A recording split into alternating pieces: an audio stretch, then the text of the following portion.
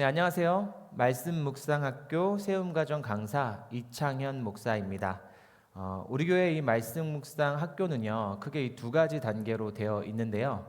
첫 번째로는 배움 과정입니다. 그리고 우리가 함께 하게 될 과정은 그 다음 단계인 세움 과정입니다. 앞서 배움 과정을 다 수강하셨을 겁니다. 배움 과정에서는요, 이 개인의 신앙적인 차원에서 이 말씀 묵상이 중요함을 살펴보았습니다.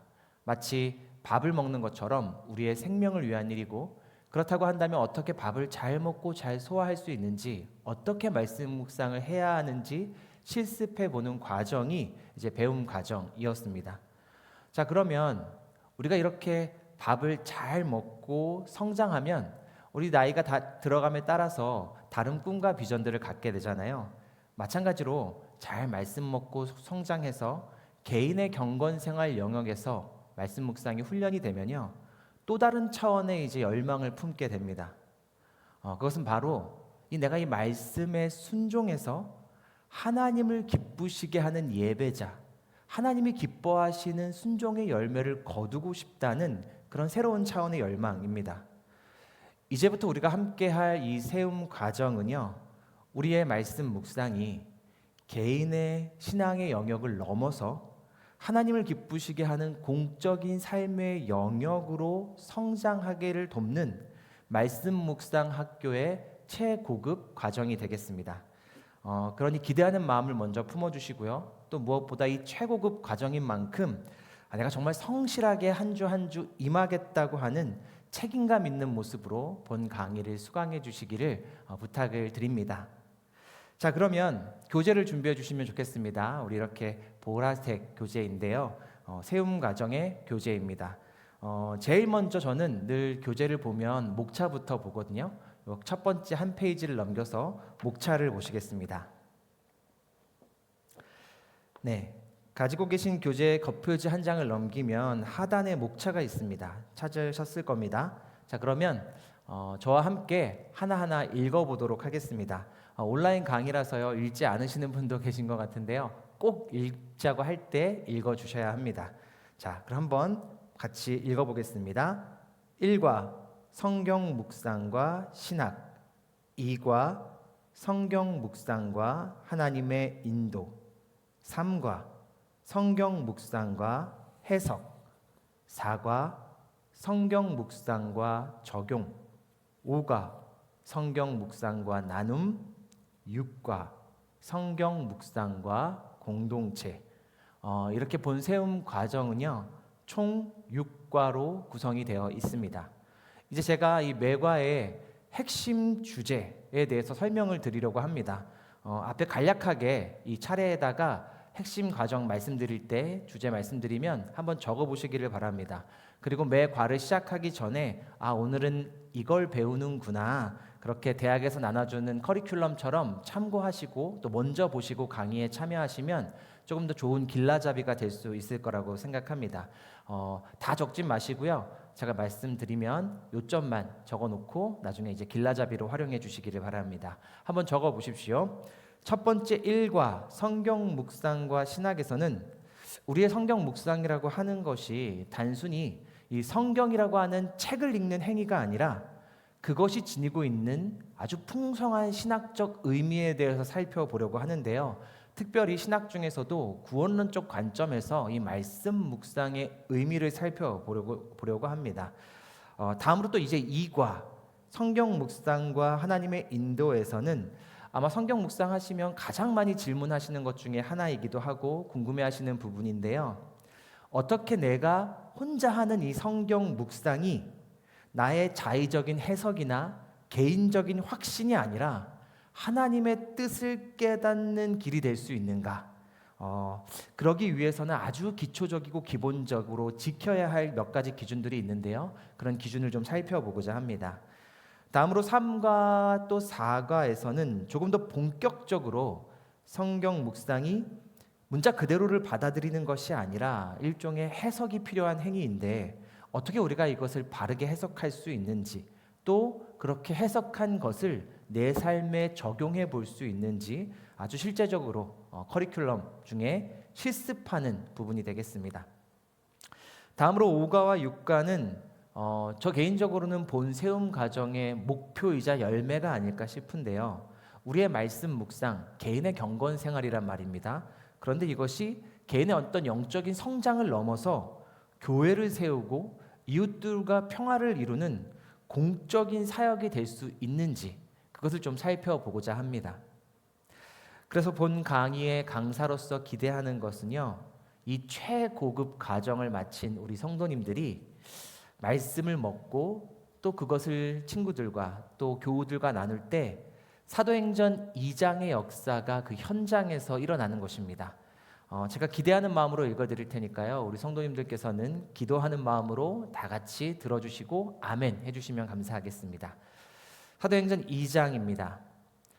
날마다 마음을 같이하여 성전에 모이기를 힘쓰고 집에서 떡을 떼며 기쁨과 순전한 마음으로 음식을 먹고 하나님을 찬미하며 또 온 백성에게 칭송을 받으니 주께서 구원받는 사람을 날마다 더하게 하시니라. 아멘. 네, 마음으로 같이 모이고 말씀, 생명의 떡을 나눌 때 이 부흥의 역사가 우리 있는 현장에 있기를 간절히 소망합니다.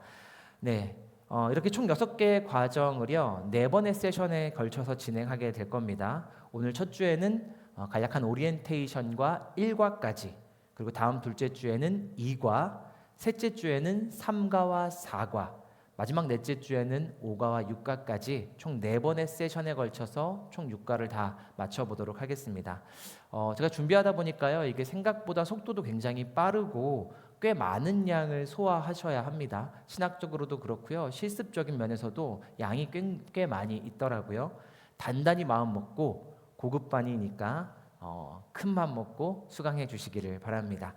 자, 그럼 본격적으로 세움과정 1과 강의 한번 시작해 보겠습니다. 교재 2페이지를 한번 펴보시겠습니다. 교재 2페이지입니다.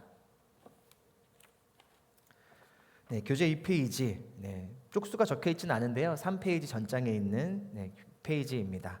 1과의 주제는 말씀드린 것처럼 성경 묵상과 신학입니다. 신학이라고 하면 목회자들만 하는 것이라고 생각하실 수도 있겠는데요, 그렇지 않습니다. 어렵지 않고 우리에게도 반드시 필요한 것입니다. 제가 최대한 어렵지 않게 쉽게 설명해 보도록 하겠습니다. 제일 먼저 이 페이지에 있는 큰 글씨 우리 함께 소리내서 읽어보면 좋겠는데요, 말씀드리지만 온라인이라고 읽지 않으시면 안 됩니다. 소리내서 꼭 읽어주시기를 바라겠습니다. 함께 한 목소리로 읽겠습니다. 시작.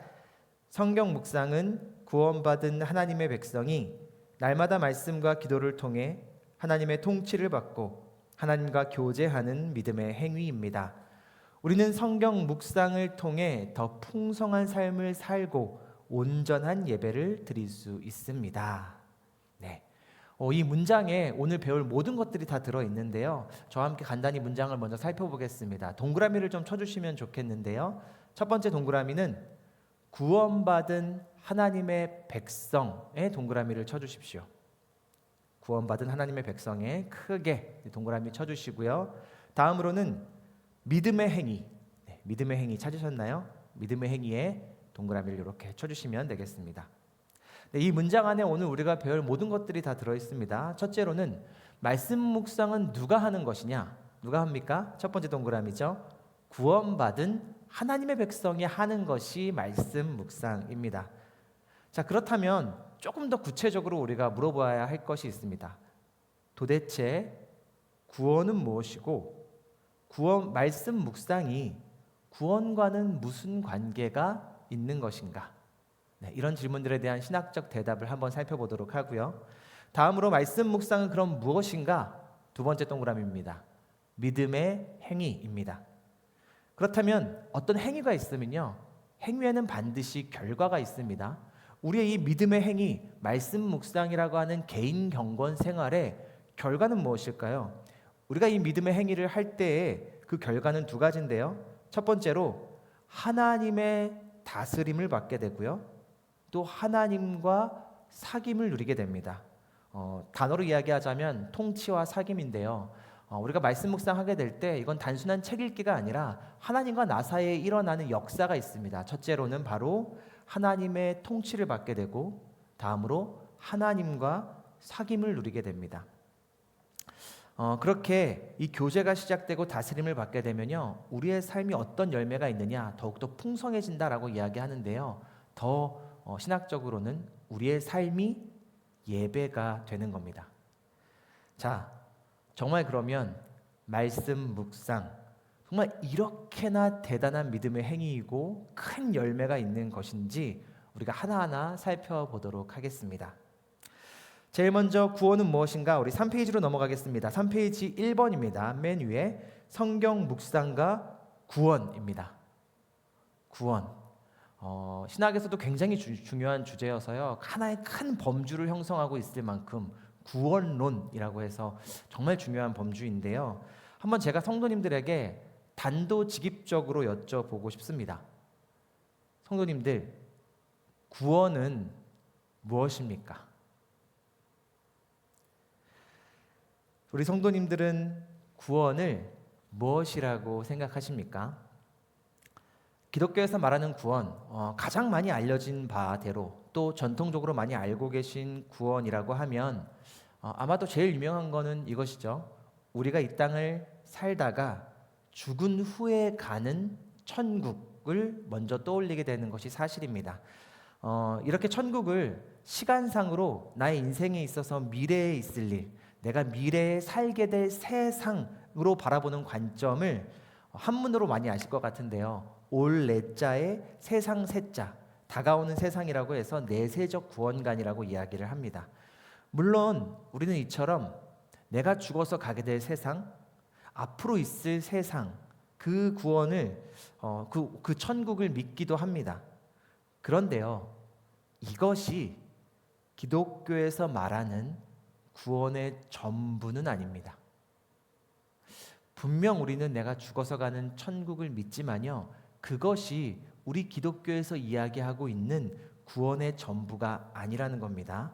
구원은요, 예수님을 믿는 자가 미래에 가는 천국만이 아니라 예수님을 믿을 때 그 즉시 나에게 일어나는 하나님의 역사입니다.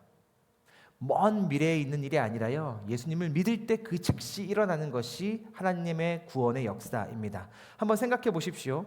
예수님을 믿을 때 즉시 바뀌는 게 있습니다. 예수님을 믿는 순간 완전히 뒤바뀌는 것이 하나 있는데요. 뭘까요? 우리의 신분입니다. 성경은요, 우리의 인간론에 대해서 이렇게 이야기를 합니다. 우리 모두가 죄인이고 그 죄값은 사망이라는 겁니다. 우리 모두가 죄인입니다. 곰곰이 생각해 보아도요, 죄가 없다 할 수 있는 사람은 참 많지 않을 것 같습니다. 그 마음을 들여다보면 우리 모두는 죄인인 게 확실하죠. 성경은요, 무시무시하게도 그 죄값에 대해서 사망이라고 이야기합니다. 물리적 죽음만이 아니라요, 다양한 고통과 환난이 바로 이 죄로부터 시작한다는 것이죠. 그렇게 우리는 죄인입니다. 그런데 예수님을 믿으면 그 믿는 즉시 이 죄인이 어떻게 되나요? 하나님의 사랑받는 자녀가 됩니다. 사형 선고를 받은 죄인이 사랑받는 자녀가 되는 것, 이것이 구원이 아니겠습니까? 그리고 또 신분만이 아니라 우리의 국적도 바뀌게 됩니다. 3페이지로 가셔서요, 중간에 있는 골로새서 1장 13절과 14절의 말씀을 같이 읽어보겠습니다. 우리 가운데 있는데요, 찾으셨나요? 우리 같이 읽어보겠습니다. 시작. 그가 우리를 흑암의 권세에서 건져내사 그의 사랑의 아들의 나라로 옮기셨으니 그 아들 안에서 우리가 속량 곧 죄사함을 얻었도다. 아멘. 네, 사랑의 아들로 옮겨가는 겁니다. 조금 거칠지만 이렇게 비유를 해볼 수 있겠다는 생각입니다. 우리나라 사람이 만약에 마약이 합법인 나라에 여행을 가서 거기서 마약을 하게 되면 어떻게 될까요? 우리나라 형사법에 처벌을 받게 됩니다. 다른 나라에 가 있다고 해서 그 나라 사람이 되는 것이 아니라요, 우리는 여전히 어디에 있든지 우리나라 법의 적용을 받는 대한민국의 국민이죠.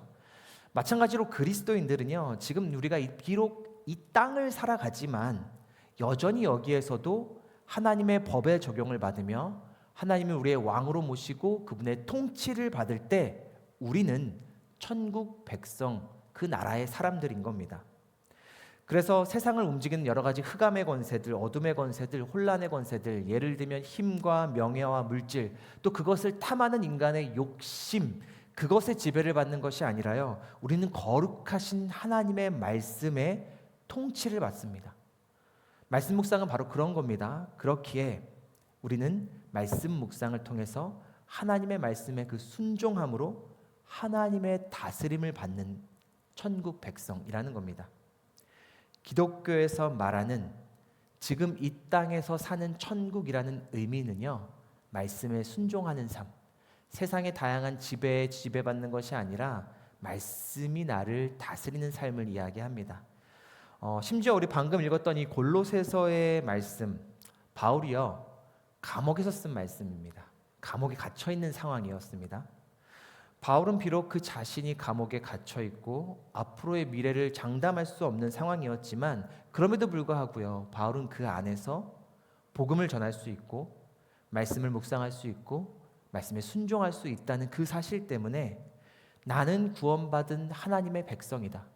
나는 로마의 감옥에 가택 연금된 죄인이 아니라 나는 구원받은 하나님의 백성이라는 고백을 이 골로새서를 통해서 말하고 있는 것입니다. 자, 그렇다면 우리도 또한 이 세상에서 구원받은 존재로 살 수 있을까요? 없을까요? 우리가 사는 세상에 흑암과 공허와 혼돈이 있죠. 예를 들면 우리 청년들은 입시와 취업난을 겪을 것이고요. 또 어떤 재난과 고통이 나를 엄습할지 아무도 예상할 수 없습니다. 재난과 참사가 있고 이제 환경 문제와 전쟁까지 이 세상을 어찌 보면 마치 감옥처럼 어둡고 감옥 안에 있는 것처럼 공허하며 혼란스러운지도 모르겠습니다. 근데 우리는 그 세상을 살아가면서도요, 예수님을 믿을 때 감옥에 갇힌 죄인이 아니라 하나님의 자녀가 됩니다. 우리는 그 세상을 살아가면서도요, 하나님의 말씀에 순종함으로 세상에 속한 자가 아니라 천국에 속한 하나님 나라의 백성으로 살아갈 수가 있습니다. 그렇게 정리하자면요, 말씀 묵상은 예수님을 믿는 믿음의 행위인데요, 그 믿음의 행위를 통해 하나님의 자녀가 되고 하나님의 통치를 받는 천국 백성이 되는 겁니다. 우리는 이 믿음의 행위를 통해서요, 하나님의 자녀로서 존재하고요, 천국 백성으로서 살아갑니다. 이것이 바로 오늘 말씀 묵상, 우리 세움가정 첫 번째 주제, 말씀 묵상이 갖는 신학적인 의미입니다. 그렇게 말씀 묵상은요, 단순히 책을 읽는 행위가 아닙니다. 이것은 바로 하나님의 자녀로 존재하는 것이고요, 또한 천국 백성으로 사는 삶 그 자체입니다. 자, 그러면 한번 5페이지로 넘어가 보도록 하겠습니다. 5페이지인데요. 네. 2번 두 번째 주제죠. 성경 묵상과 교제입니다. 제가 또 단도직입적으로 여쭤보고 싶습니다. 우리는 왜 하나님과 교제해야만 할까요? 우리는 왜 교제해야만 하는 겁니까? 그 이유는요, 하나님은 사랑이시고 사랑으로 세상을 창조하셨기 때문입니다. 네, 다시 한번요. 하나님은 사랑이시고 하나님께서는 사랑으로 세상을 창조하셨기 때문입니다. 이제 고대 근동에서요, 다른 이방신들이 있습니다. 인간을 창조했던 분명한 목적이 있었는데요, 이방신들도요. 그 이방신들이 인간을 창조했던 목적은 뭐냐면요, 자신이 하기 싫은 일을 시켜 먹기 위한 노예이자 수단이 필요해서 인간이 만들어졌다는 겁니다. 그래서요, 어떤 전쟁을 할 때 패배한 신이 있으면 그 신을 찢어서 그 피를 흙과 개어서 만들었다고 아주 이방신들, 그 고대 근동의 다른 신들의 신화에 나와 있습니다. 그런데 하나님은요, 이런 이방 잡신들과 완전히 구별된 거룩하신 분입니다. 성경은 인간이 어떻게 창조되었다고 이야기합니까? 이거 대단한 선포입니다. 창세기 1장 27절의 말씀입니다. 하나님이 자기 형상, 곧 하나님의 형상대로 사람을 창조하시되, 아멘. 부려먹으려고 수단으로, 노예로 창조한 것이 아니라요, 하나님의 형상을 담아서 창조했다는 겁니다. 정말 대단한, 이 고대 근동 사회에 있어서 정말 대단한 그런 선포였을 겁니다. 5페이지 중간을 보시면요, 하나님의 형상으로 창조하셨다는 것에 이제 의미를 우리가 살펴볼 수가 있겠는데요. 5페이지 중간입니다. 하나님께서는 우리를 진흙과 패배한 신의 피를 섞어서 만든 그런 미천한 존재가 아니라 하나님의 형상을 닮은 존귀한 존재로 만드셨다는 겁니다. 두 번째로는 우리를 아무 권한도 없이 그저 복종해야만 하는 노예로 만드신 것이 아니라 하나님의 통치권을 부여받고 대리하는 청지기이자 대리자로 우리를 부르셨다는 겁니다.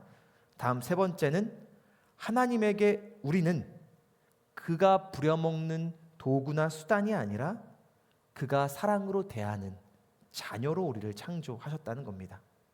이것이 성경이 말하는 인간이고요, 죄로 타락하기 이전의 창조의 모습 그대로 아주 아름다운 인간의 모습입니다. 그런데 안타깝게도 이 인간의 본연의 모습, 창조된 이 모습이 완전히 산산조각이 나는 일이 벌어지게 되죠. 그런 인간에게서 우리는 더 이상 하나님을 찾아보기가 쉽지 않습니다. 이웃들을 사랑으로 대하는 것이 아니라요, 나와 이웃과 친구를 수단으로 대하는 것, 그런 일들이 있단 말입니다. 내가 조금이라도 어떤 힘을 쥐고 권력을 가지게 되면요, 섬기기보다는 군림하려는 교만이 우리에게 있다는 겁니다. 어쩌다가 우리는 이렇게 되었을까요? 성경은요, 죄로 인해서 그렇게 되었다, 죄로 인해 우리가 하나님 앞에서 숨어버리고 그분과의 교제가 끊어졌기 때문이라고 이야기합니다. 이런 진단을 보여주는 게 바로 선악과의 이야기인 것이죠. 그래서요, 창세기 이후에 출애굽기 시작할 때 이스라엘 백성들의 모습을 보면요, 처음 창조된 그 모습과는 정반대의 모습으로 이제 등장하기 시작합니다. 출애굽기를 시작하면 이스라엘은요, 그들은 존엄한 존재가 아니라요, 노예된 상태로 등장합니다. 또 이들은 하나님과 교제를 막 나누고 풍성한 삶을 누리는 것이 아니라요, 그렇게 하나님을 대신해서 어떤 나라를 통치하는 것이 아니라 바로 왕의 지배를 받아서 노역에 시달려야만 했습니다. 출애굽기는 이런 노예였던 이스라엘을 애굽에서 건져주시고 약속의 땅 가나안까지 인도하여 주신 내용인데요. 그런데 이 이야기가 갖고 있는 이 구원의 이야기는요, 그저 바로의 추격을 따돌리고 죽을 뻔했던 이스라엘이 목숨을 건져서 새 땅을 점령하게 되었다는 이야기가 전부는 아닙니다. 정말 이 출애굽기에서 진짜 핵심적으로 이야기하는 구원의 이야기는요, 노예였던 이스라엘, 그렇게 존엄한 존재가 아니고 그렇게 하나님의 통치성을 잃어버리고 인격성을 완전히 잃어버렸던 이스라엘이 다시금 존엄성과 통치성과 인격성이라고 하는 창조 본연의 모습을 회복하게 되는 것이 이 출애굽기의 핵심 구원입니다. 그럼 하나님께서는 어떻게 수백 년 동안 노예였던 민족이죠. 수백 년 동안 민족이면요, 태어날 때부터 노예인 겁니다. 말 그대로 뼛속까지 노예였던 이스라엘을 어떻게 회복시키시고 그들의 존엄성과 통치성과 인격성을 다시 일으키셨을까요? 5페이지 맨 아래 빈칸을 채워보도록 하겠는데요, 그냥 제가 답을 알려드리겠습니다. 언약으로의 초대, 출애굽기 19장 시내산에서 언약을 맺는 장면이 나오는데요, 거기서부터 홍해를 건넌 후에 언약으로 초대해 주시죠. 그 언약의 내용을 살펴보면요, 성막을 세우는 것 명령하시고요, 성막을 세워라, 또 안식일을 지켜라, 이렇게 명령하십니다. 이 세 가지입니다. 어떻게 노예였던 이스라엘이 그들의 존엄성과 통치성과 인격성이 회복되었냐? 이것을 우리가 출애굽기에 물어보면요, 이 세 가지를 이야기할 겁니다. 하나님께서는 언약으로 초청하셨고, 성막을 세우라고 하셨고, 안식일을 지키라고 그들에게 말씀하셨습니다. 하나님께서는요, 진정한 출애굽이라고 하는 것은 바로의 손을 벗어나는 것이 끝이 아니라 이스라엘 백성들이 창조 본연의 모습을 회복하는 것이라고 여기셨습니다. 그래서 더 이상 이집트법 아래에 있는 노예가 아니라요, 언약을 맺음으로써 사랑의 관계 속에 있는 것으로 초청해 주셨다는 겁니다. 그리고 성막을 통해서 다시금 이스라엘과 그 끊어졌던 교제가 거룩한 교제로 회복이 되고, 마지막 안식일을 지키게 하신 것은요, 하나님의 창조를 기억하고 그들을 구원하신 그 역사를 기억하며 영원토록 그것을 기념하게 하신 것입니다. 쉽게 요약해서 출애굽에서의 구원은요, 하나님과의 관계 회복입니다. 하나님과의 교제 회복입니다. 출애굽에서의 구원은 저 먼 나라를 점령하게 된 이야기가 아니라요, 이스라엘이 하나님과의 관계를 회복하는 이야기입니다. 자, 우리 교재 6페이지를 한번 펴보시겠는데요. 중간에 예수께서라고 이렇게 시작하는 문장이 하나 있을 겁니다. 정확하게 가운데에 있는데요. 예수께서라고 시작하는 문장인데요. 우리 한번 같이 읽어보도록 하겠습니다. 시작. 예수께서 제자를 부르신 목적도 자기와 함께 있게 하시려는 것이었습니다. 이처럼 창조, 구원, 부르심의 목적은 하나님과의 교제에 있습니다. 네, 이렇게 해서 적혀 있습니다. 그렇습니다. 하나님께서 우리를 창조하신 것도 우리와 교제하시면서 하나님을 기쁘시게 하는 그 삶을 살아가라는 것이었고요. 출애굽에서 구원하신 것도 다시금 교제를 회복하신 것이었고요. 예수 그리스도께서 제자들을 부르셨던 그것도 나와 함께 있게 하려입니다 라고 말씀하신 것처럼, 창조와 구원과 부르심의 모든 목적은 무엇이냐면요, 하나님과의 교제를 누리는 것입니다. 자, 그러면 조금은 뜬금없긴 한데요, 남녀가 서로 교제한다고 한번 생각해 보십시오. 무엇이 제일 중요하겠습니까? 남녀가 서로 사랑하고 교제한다면, 제가 청년 사역하면서 참 많은 친구들에게 어떤 이성 교제를 원하냐, 이성 친구를 원하냐 많이 물어보는데요, 당연히 잘생기고 돈 많고 뭐 이런 거 빼고요, 꽤 많은 경우에 말이 통하는 사람이라는 이야기를 합니다. 개그 코드가 맞는 사람, 뭐 이런 이야기 하거든요. 6페이지 아래 도표를 보시면요, 하나님과 우리 사이가 어떻게 교제를 나누고 소통할 수 있는지, 그것을 우리가 표로 간단하게 정리해 놓은 것이 있는데요. 표를 한번 보십시오. 왼쪽에는 말씀이 있고 오른쪽엔 기도가 있습니다. 말씀은 하나님께서 우리에게 말하신 언어라고 이렇게 적혀 있네요. 말씀은 하나님께서 우리에게 말하시는 언어, 소통의 도구죠. 그리고 기도는 우리가 하나님께 말하는 언어입니다.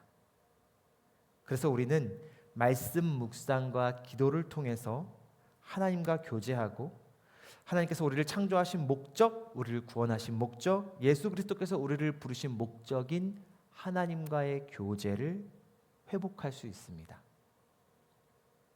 말씀 묵상과 기도를 통해서요, 우리는 하나님의 창조의 목적, 하나님이 우리를 구원하신 목적, 예수 그리스도께서 제자로 부르신 그 목적을 회복할 수 있다는 겁니다.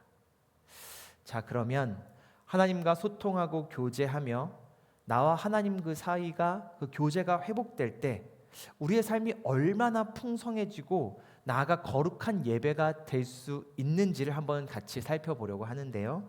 7페이지 3번입니다. 7페이지 3번 맨 위죠. 성경 묵상과 예배입니다. 로마서 12장 1절에서 2절 말씀, 참된 예배에 관한 말씀인데요. 우리가 이 말씀 같이 한번 보도록 하겠습니다. 맨 위에 있습니다. 로마서 12장 1절에서 2절 말씀입니다. 같이 읽겠습니다. 시작. 그러므로 형제들아, 내가 하나님의 모든 자비하심으로 너희를 권하노니 너희 몸을 하나님이 기뻐하시는 거룩한 산 제물로 드리라. 이는 너희가 드릴 영적 예배니, 너희는 이 세대를 본받지 말고 오직 마음을 새롭게 함으로 변화를 받아 하나님의 선하시고 기뻐하시고 온전하신 뜻이 무엇인지 분별하도록 하라. 아멘. 네, 저는 이 로마서 12장의 말씀, 나를 드리는 참된 예배, 나를 산 제물로 하나님께 드리는 이 참된 예배에 관한 말씀을 볼 때마다요, 같이 떠오르는 말씀 한 구절이 있습니다. 히브리서 4장 12절의 말씀인데요. 제가 한번 읽어봐 드릴게요. 교재엔 없으니까요. 히브리서 4장 12절입니다. 아마 잘 아시는 구절일 겁니다.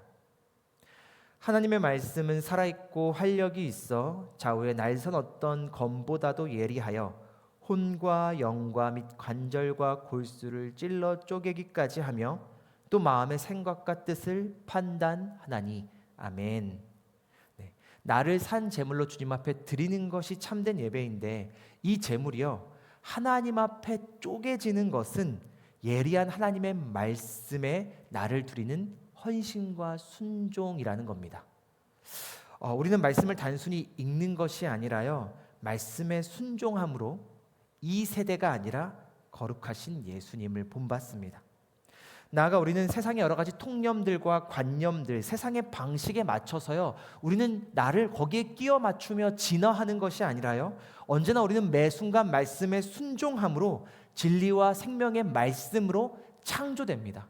하나님의 말씀엔 창조의 힘이 있기 때문에 그렇죠.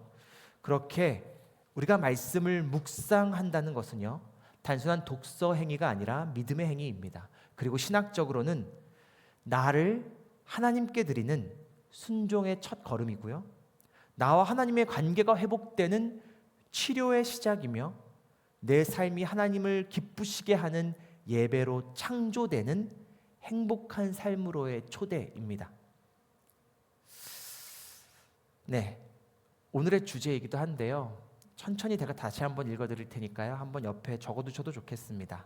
말씀 묵상한다는 것의 신학적 의미는요, 나를 하나님께 드리는 첫 순종이고, 그리고 나와 하나님의 관계가 회복되는 교제와 치료의 시작이며, 내 삶이 하나님을 기쁘시게 하는 풍성한 삶, 거룩한 예배로 창조되는 주님의 초청입니다. 이 강의를 듣는 모든 분들은 이미 그 첫 걸음을 띄신 분들이고, 치료와 회복이 시작되었으며, 이 놀랍고 아름다운 행복한 삶으로의 초청에 화답하신 분들이 분명합니다. 그러니 우리는 하나님의 VIP들인 겁니다. 이 VIP로서 지금부터는 소망과 기대를 품으셔도 좋겠습니다. 어떤 소망과 어떤 기대를 품어야 할까요? 하나님께서는요, 성부와 성자와 성령의 그 교제 속에서 그 사랑이 흘러 넘쳐서 세상을 창조했다라고 이제 신학자들이 이야기하는데요, 마찬가지로 나와 하나님과의 그 사랑의 교제가 흘러 넘쳐서 아름다운 공동체, 교회를 세우는 사역이 되기를 소망하시기를 바랍니다. 우리 모두는 그렇게 이 말씀 묵상을 통해서요, 하나님의 창조와 구원 사역에 참여한다는 어떤 책임감과 자부심이 있어야 합니다. 남은 이 세 개의 강의도요, 그냥 듣지 마시고요, 우리는 말씀 묵상을 통해 하나님의 그 위대하신 일에 참여한다는 자부심으로, 또 책임감으로 끝까지 열심히 강의를 수강해 주시기를 바랍니다. 이상 첫 번째 오리엔테이션과 1강 강의를 마치겠습니다. 기도드리겠습니다. 사랑의 하나님, 우리를 말씀 묵상 학교로 인도하여 주시고, 특별히 세움과정 1강을 통해 말씀 묵상의 깊은 의미를 깨닫게 하시니 감사드립니다. 주님, 우리가 단순히 성경책을 읽는 독자가 아니라 말씀 앞에 나를 산 제물로 드리는 믿음의 예배자가 되게 하여 주시옵소서. 그리하여 우리가 말씀에 순종하고 기도드리며 주님과의 깊은 교제를 누리는 행복한 삶을 누리게 하시고, 나의 삶을 드릴 때 주님께서 창조와 구원 사역에 사용하여 주시옵소서. 또한 이 강의에 참여하는 우리 모든 성도님들을 축복하기 원합니다. 바쁘고 고된 일상 속에서도 말씀을 사모함으로 참여하는 주님의 영혼들이고 자녀들이 오니 삶의 모든 영역에서 말씀의 능력을 체험케 하여 주시옵소서. 이 모든 말씀 예수님 이름으로 기도합니다. 아멘. 감사합니다. 2강 때 뵙겠습니다.